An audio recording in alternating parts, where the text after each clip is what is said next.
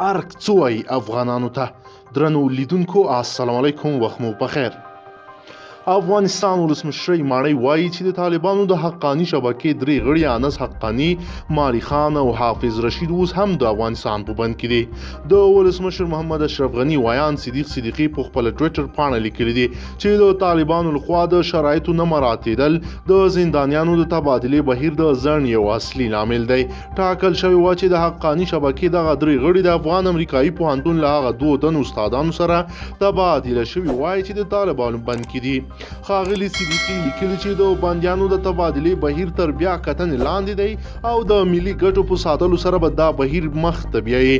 له دې مخکې د افغانستان لومړۍ میرمنې رولا غني په امریکا کې یوې غونډې ته د وینا پر مهال اندېښنه ښولې وه چې د دې په خبرو کېدای شي طالبان د افغانستان د امریکایي پوهنتون دوه تښتول شوي استادان خوشینه کړي. میرمن غني د سولې انسټیټیوټ کې یوه غونډې ته وویل وضعیت ډېر پیچلی دی، خو زه نه پوهیږم چې دې خبر ولې مثبته پایله نه درلوده. نه پوهیږم چې ولې، خو ښایي کوم لوري پر خپلو ژمنو عمل نه وي کړی. نو له بده مرغه ښایي دوه استادان خوشي نه شي. موږ له همدا ډول یو وضعیت سره مخامخ یو او له دا ډول کسانو سره خبرې کوو.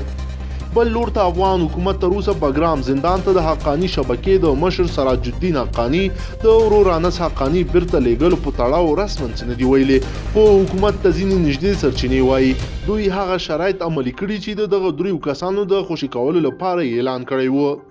دوی وایي اوس باید طالبان ځواب وایي چې د دوی په وینا د پوهنتون دوه برمته شوي استادان چیرې دي او ولې یې نه دي خوشي کړي. بل لور ته طالبان وایي هغه درې بندیان لا هم بګرام زندان کې دي چې ټاکل شوی وه د دې ډلې لخوا د افغانستان امریکایي پوهنتون د دوه تښتول شوو بهرني استادانو په بدل کې خوشي شي. ځینې سیمه ییزې رسنۍ د خپلو سرچینو له قوله دا هم وایي چې دغه بندیان له قطره بیرته افغانستان ته لیږدول شوي دي. له دې مخکې د دوشنبې پر ورځ افغان ولسمشر محمد اشرف غنی ویل د انس حقانی او دوه نورو طالب بندیانو د خوشي کولو پریکړه کړې ده. مالی خان او حافظ رشید د حقانی شبکې دوه نور مشران دي چې ټاکل شوی و خوشي بشي.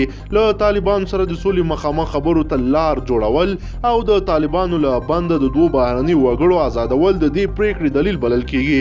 تیرونی د خبرو د بیا پیلېدو خبر سره وویل شول چې د افغان سولې لپاره د امریکا ځانګړی استازی زلمی خلیلزاد کابل ته تللی و.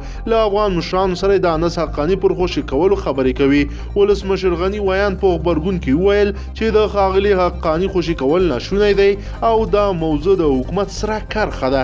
کابل کې د امریکا سفارت د انس حقانی د خوشي کولو په حق له د افغان حکومت پریکړه میړانه بللې. انس حقانی د حقانی شبکې د بنسټګر جلال الدین حقانی زوی دی او دا شبکه په کابل کې د خونړیو بریدونو له لسګونو ولسي وګړو په وژلو تورنه بلل کیږي.